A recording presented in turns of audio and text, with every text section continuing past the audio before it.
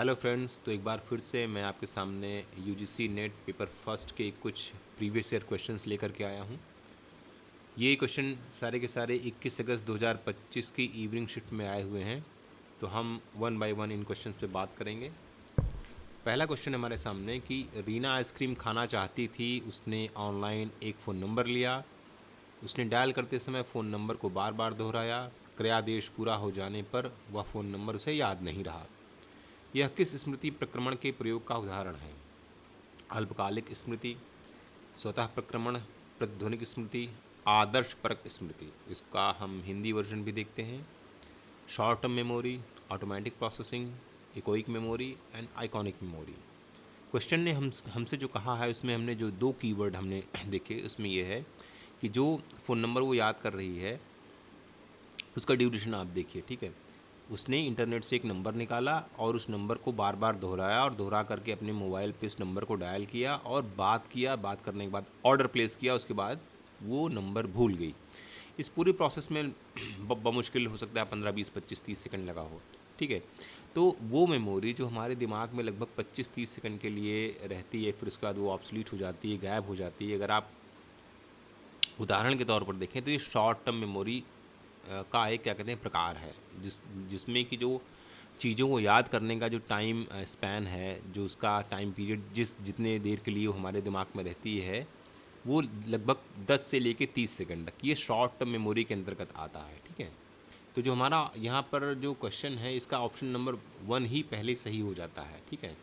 अच्छा, automatic processing क्या है? ऑटोमेटिक प्रोसेसिंग जो है एग्जैक्टली किसी मेमोरी से संबंधित नहीं है, लेकिन आपका दिमाग उस मेमोरी को किस तरीके से स्टोर कर रहा है। हर व्यक्ति का दिमाग जो होता है किसी किसी चीज़ को याद करने का, उसको प्रोसेस करने का तरीका अलग अलग होता है, ठीक है। अब जैसे आप अपने घर जाते हैं, ठीक है, आप रेलवे स्टेशन से आप अपने घर जा रहे हैं। आपको याद है कि आपका रास्ता क्या है, आपको बार बार वो याद करना नहीं पड़ेगा। आप ऑटोमेटिकली आपकी गाड़ी उसी उसी रास्ते से चलती चली जाएगी, क्योंकि वो आपके प्रोसेस में बार बार वो चीज़ें आ चुकी हैं, ठीक है। इसी तरीके से इकोइक मेमोरी है। जैसे मान लीजिए किसी व्यक्ति के साथ आपका बड़ा झगड़ा हो जाता है और उसके कुछ शब्द आपको जो है बहुत चुभ जाते हैं, तो बार बार कभी कभी आपको याद आते हैं उसने मुझे ऐसा बोला था। आइकॉनिक मेमोरी क्या होती है? आइकॉनिक मेमोरी सबसे कम टाइम के लिए होती है आइकॉनिक मेमोरी, ठीक है। ये एक तरीके की सेंसरी मेमोरी होती है, ठीक है। जैसे कि कोई चीज़ अगर आप देखिए और वो चीज़ आपके आंखों के सामने से हट जाए, फिर भी कुछ मिली सेकंड के लिए उसकी एक इमेज बन जाती है। जैसे कभी आप आतिशबाजी देखिए। आतिशबाजी में वो ख़त्म हो जाने के बाद भी मिली सेकंड के लिए आपके आंखों पर उसकी जो है कुछ चमक मौजूद रहती है। तो सबसे छोटी मेमोरी होती है आइकॉनिक मेमोरी। इस क्वेश्चन का सही आंसर है short term memory. Next question पे मूव करते हैं। The contents of Swayamprabha channel 4 with theme of education and home science are provided by. किसके द्वारा? स्वयंप्रभा चैनल 4 के शिक्षा और गृह विज्ञान की थीम की विषय वस्तु निम्नलिखित के द्वारा उपलब्ध कराई जाती है। किसके द्वारा ये कराई जाती है? CEC new Delhi, consortium for educational communication new Delhi के द्वारा, ठीक है। ये एजुकेशन एंड होम साइंस का जो थीम है, इस पर इससे संबंधित यूजी और पीजी लेवल के जो भी कंटेंट तैयार किए जाते हैं वो तैयार कराता है CEC न्यू दिल्ली, ठीक है। यस। अच्छा, ये भी ध्यान रखिए कि जो स्वयं प्रभा चैनल 4 है उसको और क्या कहा जाता है? उसको सारस्वत कहा जाता है। स्वयं प्रभा चैनल 4 को सारस्वत भी कहा जाता है, ध्यान रखिएगा। नेक्स्ट मूव करते हैं अगले क्वेश्चन पर। Which higher order knowledge can make the difference between how well and quickly once students learn material? कौन सा उच्च कोटि का ज्ञान इसमें अंतर कर सकता है कि कितने अच्छे तरीके से और तेज़ी से किसी के छात्र पाठ्य सामग्री को सीखते हैं। देखिए, इसमें जो क्वेश्चन पूछ रहा है वो कह रहा है कि difference between how well and quickly once student learn material, ठीक है। अच्छा, जो डिक्लेरेटिव होता है, डिक्लेरेटिव क्या होता है? डिक्लेरेटिव में छात्र चीज़ों को सीखता है, ठीक है, लेकिन उसके पीछे के प्रोसेस को कि वो अपनी चीज़ों को सुधार करके, जैसे होता नहीं कि आपने कोई चीज़ सीखा, उसमें कुछ गलतियाँ हुई, आपने गलतियों को वापस से सही किया और फिर से उसको किया। डिक्लेरेटिव में ऐसा नहीं है। डिक्लेरेटिव में आप ज्ञान तो प्राप्त करते हैं, लेकिन उसके पीछे के प्रोसेस को आप नहीं नहीं ध्यान देते हैं, या इसके अंतर्गत नहीं आता है। रूट में क्या है? रूट में बेरली आप चीज़ों को याद करते हैं, ठीक है, बिना उसका अर्थ समझे। जैसे कक्षा 1 से लेके कक्षा 5 तक बहुत बार हम लोग को टेबल्स याद कराई जाती हैं, अल्फ़ाबेट्स याद कराए जाते हैं, हमें उसकी मीनिंग नहीं पता होती है, लेकिन वो याद कराए जाते हैं। क्यों? क्योंकि आगे के समय में उसका यूज़ होने वाला है, ठीक है। तो बिना किसी चीज़ का अर्थ जाने उसको याद करना किसके अंतर्गत आएगा? रूट के अंतर्गत आएगा। मेटाकॉग्निशन, हमारा जो क्वेश्चन है उसका सही ऑप्शन यहाँ पर है मेटाकॉग्निशन। दो शब्दों से मिलकर बना है, मेटा एंड कॉग्निशन, ठीक है। कॉग्निशन का मतलब ये हो गया कि जब कोई छात्र अपनी अपनी अपने पुराने जो उसके परफॉर्मेंस रहे हैं उसको उसको उसको जज करते हुए अपने सीखने की प्रक्रिया में बदलाव ले आता है, ठीक है, अपनी प्रक्रिया में बदलाव ले आता है, उसको अपग्रेड करता है। तो ये किसके के अंतर्गत आएगा? मेटाकॉग्निशन के अंतर्गत आएगा। प्रोसीजरल का मतलब हो गया कि किसी एक प्रोसीजर को फॉलो करना जो पहले से बनाया हो। लेकिन यहाँ पर हमारा जो ऑप्शन सही होता है वो है ऑप्शन नंबर 3, मेटाकॉग्निशन, ठीक है। नेक्स्ट क्वेश्चन पे हम मूव करते हैं। Which of the following are the interactive whiteboard softwares that allow teachers to create digital lessons, annotate documents and collaborate with students in real time. इसमें दो महत्वपूर्ण बिंदु हैं। पहला महत्वपूर्ण बिंदु है कि इंटरैक्टिव वाइट बोर्ड सॉफ्टवेयर के बारे में ये बात कर रहे हैं, ठीक है, इंटरैक्टिव वाइट बोर्ड सॉफ्टवेयर के बारे में बात कर रहे हैं, और ये कह रहे हैं कि collaborate with students in real time, मतलब जो रियल टाइम में स्टूडेंट्स के साथ वार्तालाप कर सके, कोलैबोरेट कर सके। ऐसा कौन सा सॉफ्टवेयर है? जैम बोर्ड एक ऐसा ही सॉफ्टवेयर है, ठीक है। इस पर आप छात्रों को पढ़ा सकते हैं, छात्रों को बहुत चीज़ें बता सकते हैं और रियल टाइम में उनकी क्वेरीज़ का आप जवाब भी दे सकते हैं। कैमटासिया एक सॉफ्टवेयर है जिससे हम स्क्रीन रिकॉर्ड करते हैं। जैसे भी मैं आप जो जो चीज़ आपको बता रहा हूँ यहाँ पर, ये स्क्रीन रिकॉर्डिंग के थ्रू बता रहा हूँ, ठीक है। तो कैमटासिया एक ऐसा सॉफ्टवेयर है जिससे आप स्क्रीन रिकॉर्ड कर सकते हैं, रिकॉर्डिंग को एडिट कर सकते हैं और उसको अपने किसी चैनल पे अपलोड कर सकते हैं। लेकिन ये रियल टाइम कोलैबोरेशन नहीं है स्टूडेंट्स के साथ, ओके, ये ध्यान रखिएगा। तो ऑप्शन नंबर बी नहीं होगा। स्टॉर्म बोर्ड भी जैम बोर्ड जैसा ये एक वाइट बोर्ड सॉफ्टवेयर है जिसमें आप रियल टाइम में स्टूडेंट्स के साथ इंटरेक्ट कर सकते हैं। सेम थिंग ऑप्शन डी भी है, कॉन्सेप्ट बोर्ड। तो ए, सी एंड डी तो है। प्लोटागन क्या है? प्लोटागन एक ऐसा एनिमेशन सॉफ्टवेयर है जिससे आप क्या कहते हैं, एनिमेटेड जो फिगर्स हैं उनके अकॉर्डिंग आप जो है स्टोरी जनरेट कर सकते हैं। तो प्लोटागन जो है वो हमारा कोई एक ऐसा सॉफ्टवेयर नहीं है जो हम स्टूडेंट्स के साथ जिसमें हम रियल टाइम में कोलैबोरेट कर सकें या बातचीत कर सकें या पढ़ा सकें। तो ऑप्शन 3 हमारे पास सही होते हैं, ए, सी एंड डी। तो ऑप्शन नंबर 2 हमारा इसमें सही हो जाता है, ठीक है। ऑप्शन नंबर 2 इसका सही आंसर है, option number 2। Okay, next move करते हैं। क्वेश्चन नंबर 5 कहता है, in which type of assessment do students measure their own progress against their previous performance rather than against external criteria or peers, ठीक है। किस प्रकार के मूल्यांकन में विद्यार्थी बाह्य मानदंडों या समकक्षों के बजाय अपने पूर्व निष्पादन की तुलना में अपनी प्रगति को मापते हैं, ठीक है। अब देखिए, अपने पूर्व निष्पादन की तुलना में अपनी प्रगति को नापना, ठीक है, और असेसमेंट के तरीक़ों के बारे में पूछ रहे हैं। तो दो हमारे पास जो चीज़ें हैं, पहला कौन सा है हमारा? है टाइप ऑफ असेसमेंट इन्होंने कहा, और दूसरा है against external criteria or peers, ठीक है। ये इन्होंने पूछा यहाँ पर कि जो प्रीवियस परफॉर्मेंस है उसको ध्यान में रखते, प्रीवियस परफॉर्मेंस को ध्यान में रखते हुए तो हम ये देखेंगे जो हमारा जो पीयर असेसमेंट होता है। पीयर असेसमेंट में आप जानते हैं कि छात्र जो है किसी कक्षा में एक दूसरे का असेसमेंट जब करते हैं तो उसको हम बोलते हैं पीयर असेसमेंट। तो पीयर असेसमेंट यहाँ पर नहीं होगा, ठीक है। अच्छा, अब फॉर्मेटिव असेसमेंट देख लो। फॉर्मेटिव असेसमेंट क्या होता है? फॉर्मेटिव असेसमेंट जो होता है वो टीचर्स के द्वारा किया जाता है, ठीक है। इसमें क्या है कि परीक्षा के माध्यम से टीचर ये तय करता है कि छात्र में क्या प्रगति है या नहीं है। समेटिव असेसमेंट क्या हो गया? समेटिव असेसमेंट भी फॉर्मेटिव असेसमेंट की ही तरह होता है, लेकिन ये उससे एक स्टेप और आगे होता है। समेटिव असेसमेंट आपके किसी एक सेमेस्टर के एंड होने पर या किसी एक ईयर के एंड होने पर होता है। तो समेटिव असेसमेंट भी नहीं होगा, फॉर्मेटिव असेसमेंट भी नहीं होगा, अब बचता है इप्सेटिव असेसमेंट। यस, इप्सेटिव असेसमेंट कैसा असेसमेंट है? जिसमें छात्र ये देखता है कि उसका पिछला जो एग्ज़ाम हुआ था और अभी का जो एग्ज़ाम हुआ था उसमें कितना मतलब गुणात्मक परिवर्तन ले आया है, मतलब कितना उसमें अपग्रेड उसने किया है, कितना अपने आप को बेहतर बनाया है। तो इसका जो ऑप्शन सही होता है वो है इप्सेटिव असेसमेंट। इप्सेटिव असेसमेंट में आप ध्यान में रखिएगा कि प्रीवियस परफॉर्मेंस को जो आपका वर्तमान परफॉर्मेंस है उसके आधार पे ये कंपेयर करते हैं, ठीक है। तो इप्सेटिव असेसमेंट इसका सही ऑप्शन होगा। नाउ मूव करते हैं नेक्स्ट क्वेश्चन की ओर। Which of the following represents the epistemological orientation of quantitative research. ठीक है, इन्होंने यहाँ पे बात की दो चीज़ों की, epistemological orientation of quantitative research, ठीक है। हिंदी में भी देख लेते हैं। निम्नलिखित में से कौन मात्रात्मक शोध के ज्ञान मीमांसी अभिविन्यास को निरूपित करता है, ठीक है। अब इन्होंने बात किया यहाँ पर क्वांटिटेटिव अप्रोच को। अगर आप देखो यहाँ पर तो पॉजिटिविज्म की जो बात आती है, पॉजिटिविज्म किसी शोध की वैज्ञानिक अवधारणा को लेकर के चलता है, लेकिन हम वन बाय वन समझते जाते हैं, ठीक है।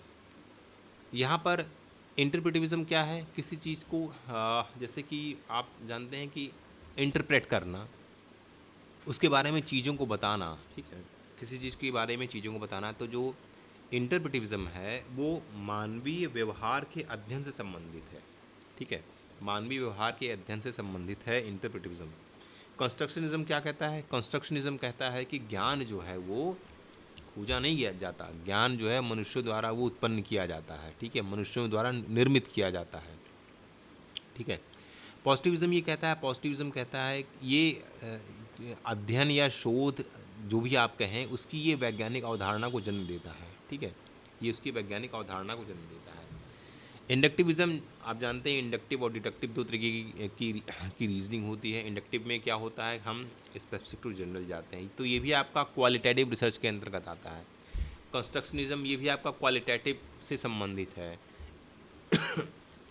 इंटरप्रिटिज्म भी आपका क्वालिटेटिव से संबंधित है। लेकिन पॉजिटिविज्म में क्या होता है कि जिसमें वैज्ञानिक अवधारणा को हम तवज्जो देते हैं, जोर देते हैं, तो उसमें हम चीज़ों का मात्रात्मक अध्ययन करते हैं। क्वांटिटेटिव अप्रोच जिसमें होता है, क्वांटिटेटिव स्टडी जिसमें होती है, वो पॉजिटिविज्म के अंतर्गत आती है, ठीक है। यस, तो ये हमारा ऑप्शन यहाँ पे सही होता है।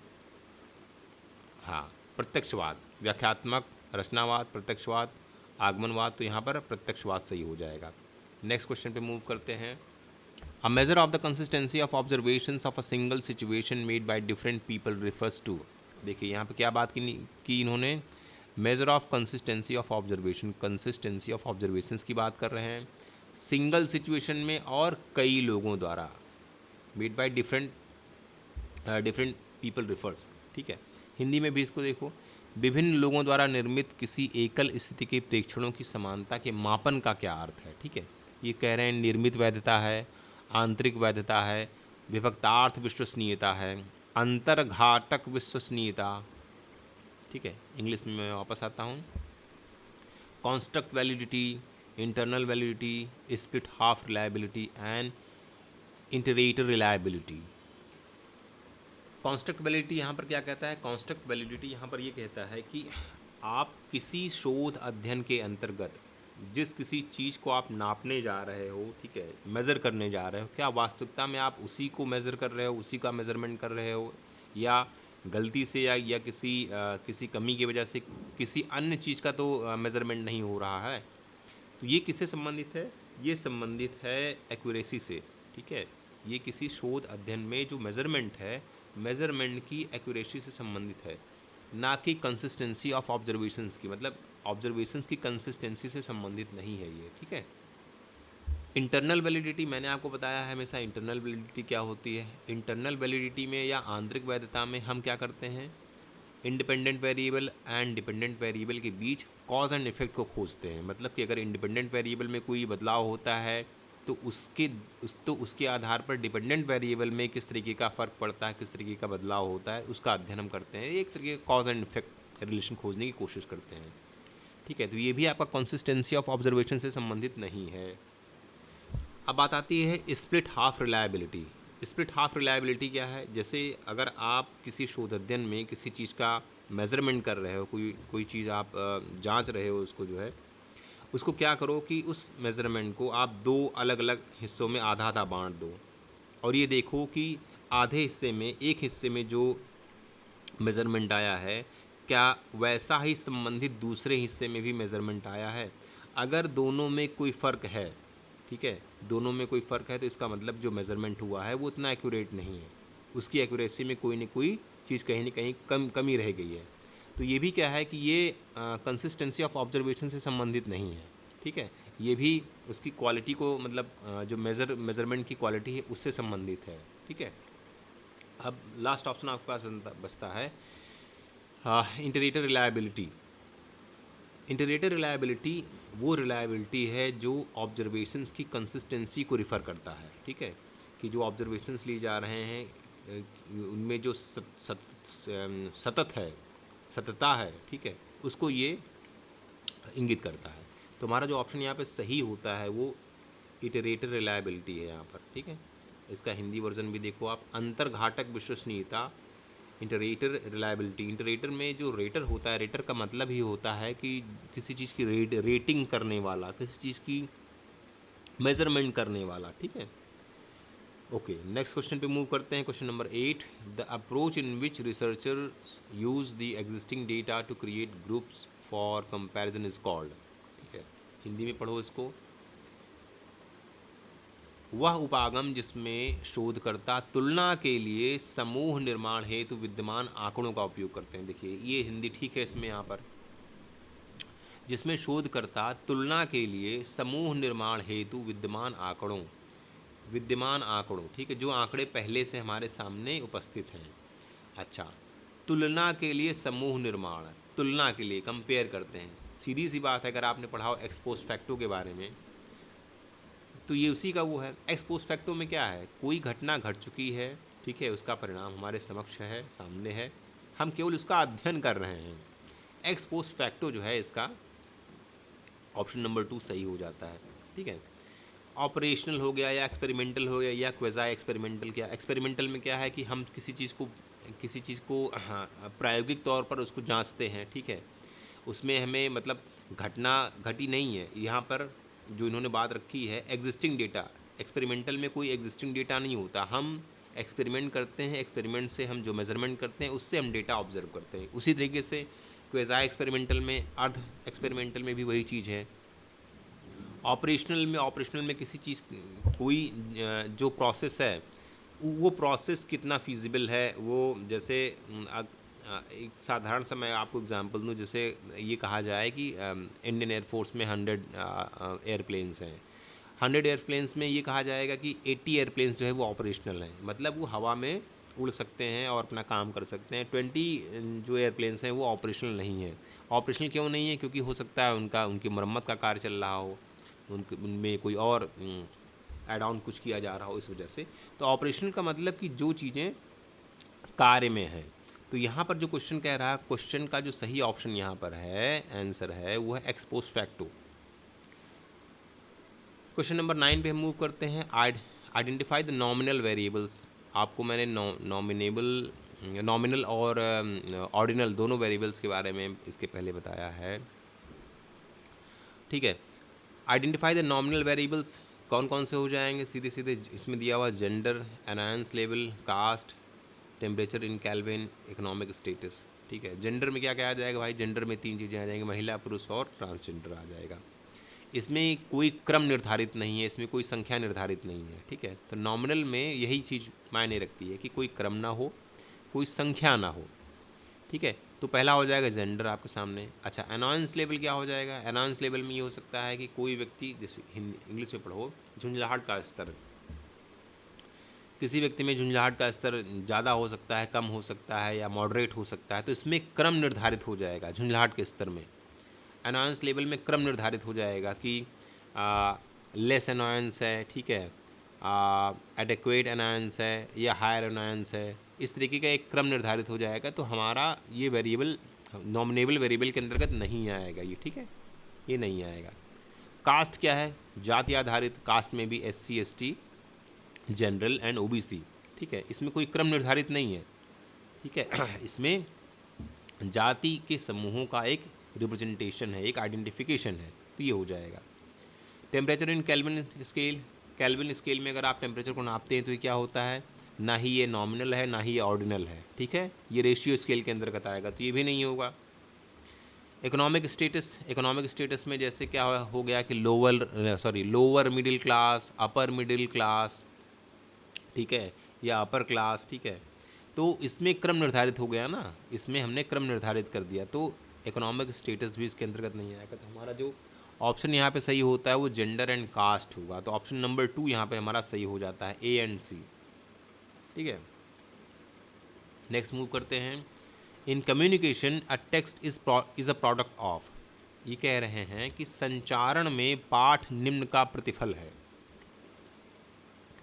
ठीक है, अच्छा, in communication a text is a product of, पहला ऑप्शन है नॉन रिस्पॉन्सिवनेस, दूसरा है मिलिट्री एक्सरसाइजेस, तीसरा है सोशल इंटरेक्शन, चौथा है न्यूरोलॉजिकल रिसर्च। ये सामने से देखने पर आपको क्वेश्चन में ऑप्शन नंबर 3 ही सही लग रहा है, क्योंकि सोशल इंटरेक्शन ही तो एक ऐसा मीडियम है जिसके अंतर्गत हम कम्युनिकेशन कर सकते हैं। कम्युनिकेशन में टेक्स्ट केवल लिखी हुई चीज़ों से नहीं, आप अगर कोई चीज़ बोल रहे हैं तो वो भी टेक्स्ट के अंतर्गत आ जाएगा, लिख रहे हैं तो वो भी टेक्स्ट के अंतर्गत आ जाएगा, कोई तस्वीर है तो वो भी टेक्स्ट के अंतर्गत आ जाएगी। नॉन रिस्पॉन्सिवनेस का मतलब होगा कि आपने किसी से कुछ बोला लेकिन सामने वाले ने कोई रिस्पॉन्स नहीं दिया, तो वहाँ पे कम्युनिकेशन होल्ड नहीं कर पाया। कम्युनिकेशन टू एंड फ्रो होता है, आपने कुछ बोला, सामने वाले ने भी आपको रिस्पॉन्स दिया, तो ये तो बिल्कुल नहीं होगा। मिलिट्री एक्सरसाइज का कम्युनिकेशन में यहाँ पर इससे कोई संबंध है ही नहीं। न्यूरोलॉजिकल रिसर्च यहाँ इससे कोई संबंध है ही नहीं इसका। ठीक है, तो ऑप्शन नंबर 3 हमारा सोशल इंटरेक्शन जो हो जाता है, सामाजिक पारस्परिक क्रिया के अंतर्गत हम जो चीज़ें करते हैं कम्युनिकेशन में, वो बोलने पर, लिखने पर, एक दूसरे के साथ जो चीज़ें कर रहे हैं वो इसमें कम्युनिकेशन के अंतर्गत आ जाएगा। ठीक है, तो यहाँ पे जो ऑप्शन सही होगा आपका सामाजिक पारस्परिक क्रिया हो जाएगा। ठीक है, नेक्स्ट मूव करते हैं क्वेश्चन नंबर 11 की ओर। The idea that mass media do not have much power to directly influence the audience led to the concept of, ये कह रहे हैं कि हिंदी में भी आप इसको देखो, इस विचार ने कि मास मीडिया में श्रोतागणों को प्रत्यक्षतः प्रभावित करने की अधिक शक्ति नहीं होती है, किस अवधारणा को आगे बढ़ाया। अगेन यहाँ पर आप देखिए कि do not have much power to directly influence, किस में नहीं है, व्यक्तियों को डायरेक्टली इन्फ्लुएंस करने की शक्ति किस में नहीं है। ठीक है, यहाँ पर आप देखिए लिमिटेड इफेक्ट है, मास इफेक्ट है, इंडिविजुअल इफेक्ट है और रेगुलेटेड इफेक्ट है। तो जो आपका सही ऑप्शन बचता है वो रेगुलेटेड इफेक्ट है। रेगुलेटेड इफेक्ट का मतलब ये होता है इस अवधारणा के तहत कि मास मीडिया भले ही लोगों तक इसकी पहुँच है, लेकिन ये लोगों पर अपना प्रभाव नहीं डाल पाता है उतना। ठीक है, तो लिमिटेड इफेक्ट एक थियरी है मास कम्युनिकेशन में जो ये कहती है कि अधिक से अधिक लोगों तक पहुंचने के बावजूद भी जो मास मीडिया है वो लोगों को प्रभावित करने में कम सक्षम है। ठीक है, जो क्वेश्चन पूछ रहा है उसका ऑप्शन ये है। मास इफेक्ट का मतलब हो गया कि जिसमें कि बहुत बड़े जनसमूह पर अपना प्रभाव डाले, जैसे मान लो कि हमने टेलीविज़न पे कोई चीज़ दिखा दी और उसका प्रभाव जो है बड़े स्तर पे हो गया और उस पर एक बड़ी कार्रवाई हो गई या बड़ा उस पर हो हल्ला हो गया। इंडिविजुअल इफेक्ट्स का मतलब हो गया ये व्यक्तिगत किसी व्यक्ति से संबंधित है, लोगों से संबंधित है। रेगुलेटेड इफेक्ट का मतलब ये हो गया कि किसी प्रभाव को हम जब रेगुलेट कर सकें, ठीक है, उसको कम ज़्यादा कर सकें। तो हमारा जो ऑप्शन यहाँ पे सही होता है वो है लिमिटेड इफेक्ट्स। ये एक थियरी है मास कम्युनिकेशन में, ध्यान रखिएगा। क्वेश्चन नंबर 12 पे आते हैं। Which of the following are considered hot media. Hot media and cool media. देखिए, hot media and cool media ये कम्युनिकेशन के अंतर्गत आता है और इसका ये मतलब नहीं कि गर्म और ठंडा मीडिया, इसको इस तरीके से समझिए। हॉट मीडिया का मतलब ये हो गया, इनका जो बाइफर्केशन किया गया है हॉट मीडिया और कूल मीडिया का, दो आधार पे किया गया है। पहला आधार है कि जो इन्फॉर्मेशन दी जा रही है किसी माध्यम के द्वारा, उस सूचना में डेंसिटी कितनी है, घनत्व कितना है, डेंसिटी ज़्यादा है कम है, एक तो ये हो गया। दूसरी चीज़ जो इस पर डिपेंड करती है कि जो दर्शक या जो श्रोतागण उसको सुन रहे हैं उसमें उनका इन्वॉल्वमेंट कैसा है, कम है या ज़्यादा है। ठीक है, तो इन दो आधारों पे मार्शल मैकलुहान एक जो है ये कम्युनिकेशन के एक्सपर्ट थे, इन्होंने hot media and cool media का कॉन्सेप्ट इन्होंने ही दिया था, मार्शल मैकलुहान ने। तो मार्शल मैकलुहान का कहना था कि ऐसे मीडिया के प्रकार जिसमें इन सूचनाओं की डेंसिटी और सूचनाओं पर ध्यान देने की ज़रूरत, इसके आधार पर उन्होंने इसका बाइफरकेशन किया। तो हॉट मीडिया जो होता है उसमें क्या होता है, उसमें सूचनाओं की डेंसिटी होती है, खूब सारी होती है, लेकिन उसमें जो दर्शकों को ध्यान देकर के जो सुनने की जो स्थिति होती है वो कम होती है। मतलब दर्शकों का अटेंशन उस पर कम होता है। जैसे मान लो कि रेडियो है, रेडियो आपने कहीं चालू करके रख दिया कमरे में, वो बज रहा है, आप उसको बैठ करके सुन रहे हैं, ठीक है। तो रेडियो क्या है, एक हॉट मीडिया है, ठीक है। इसी तरीके से सिनेमा क्या है, एक हॉट मीडिया है। फोटोग्राफ क्या है, एक हॉट मीडिया है। लेकिन टेलीफोन और टेलीविज़न क्या है, टेलीफोन और टेलीविज़न में सूचना तो कम है, लेकिन इसमें आपको बहुत ध्यान लगाना पड़ता है। टेलीविज़न की बात जब यहाँ पर आ रही तो ध्यान में रखिएगा कि मार्शल मैकलुहान ने जब ये कॉन्सेप्ट दिया था तो ये लगभग कई दशकों पूर्व दिया था। तब टेलीविज़न ऐसा नहीं था जैसा आज के संदर्भ में टेलीविज़न है। तब उस समय टेलीविज़न बक्सों वाला होता था और जो है वो ब्लैक एंड वाइट मोस्टली हुआ करता था।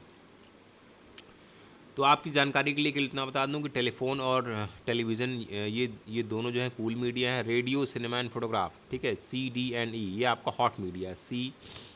CDE ये आपका हॉट मीडिया है, ठीक है, इसको ध्यान रखिएगा। नेक्स्ट मूव करते हैं क्वेश्चन नंबर 13 की ओर। क्वेश्चन नंबर 13 क्या कहता है? क्वेश्चन नंबर 13 कहता है कि which of the following social sciences have contributed much to the knowledge of mass communication.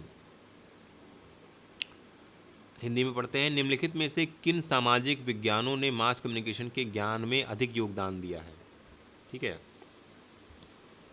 अब देखिए इसको, क्वेश्चन ने यहाँ पे जो जो दो चीज़ें जो मेन पूछी हैं कि नॉलेज ऑफ मास कम्युनिकेशन, ठीक है, इसमें इन्हेंसमेंट किसने किया है, विच of the following social sciences have contributed, ठीक है, किसने किसने किया है। एंथ्रोपोलॉजी, यस, मानव विज्ञान, इसमें आप मानव व्यवहार, भाषा, ठीक है, इससे संबंधित चीज़ें आप इसका अध्ययन करते हैं, इसने किया है।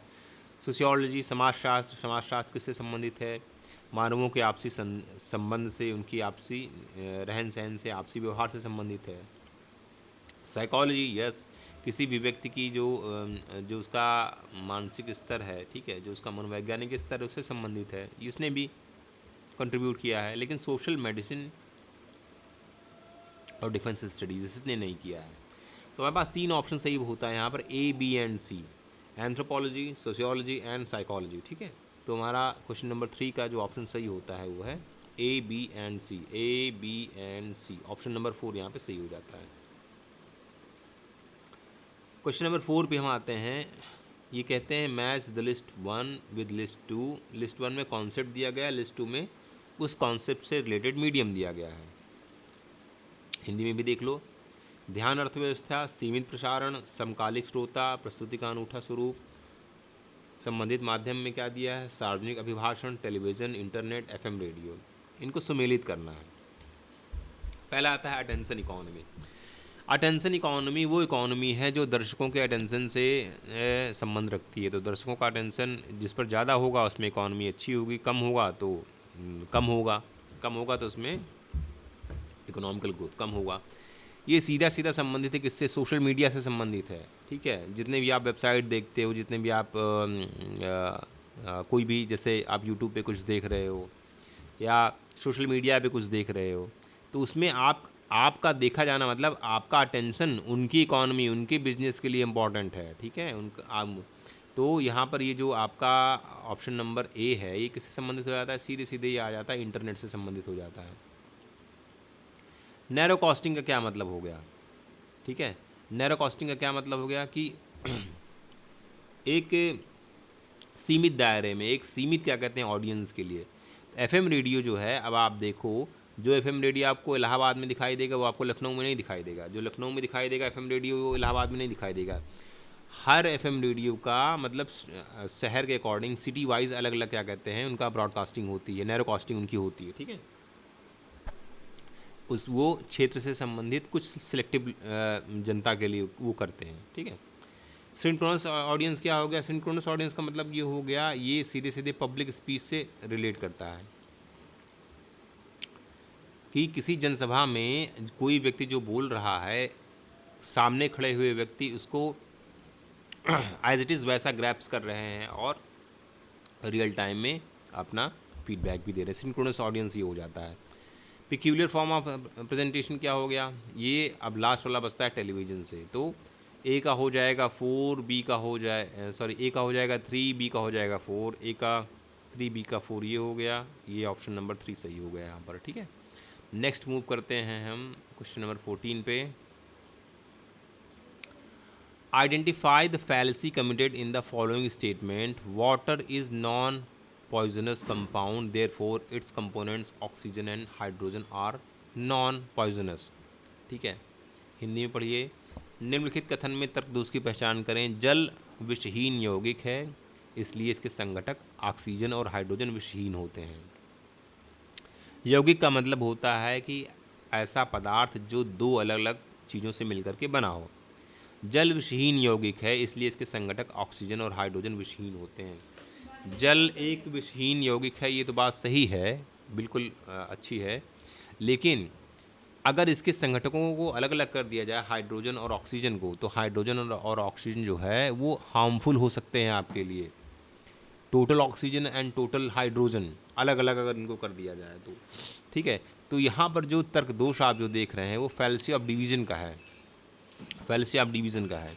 ठीक है, तो यहाँ पे जो फैलेसी है वो फैलेसी ऑफ डिवीज़न का है कि कंपाउंड के रूप में पानी या वाटर वो नॉन पॉइजनस हो सकता है, लेकिन उसके कंपाउंड को जब हम अलग अलग कर देते हैं तो आवश्यक नहीं है कि वो हार्मफुल ना हो। तो जो फैलेसी यहाँ पर वो फैलेसी ऑफ डिवीज़न की है। ठीक है, इसको हिंदी में क्या बोलते हैं, विग्रह दोष। ठीक है, तो आज के लिए ही इतना ही। बाकी हम फिर मिलते हैं आपसे कुछ नए क्वेश्चंस के साथ, कुछ नए एक्सप्लेनेशंस के साथ। तब तक के लिए मैं आपसे लेता हूँ विदा।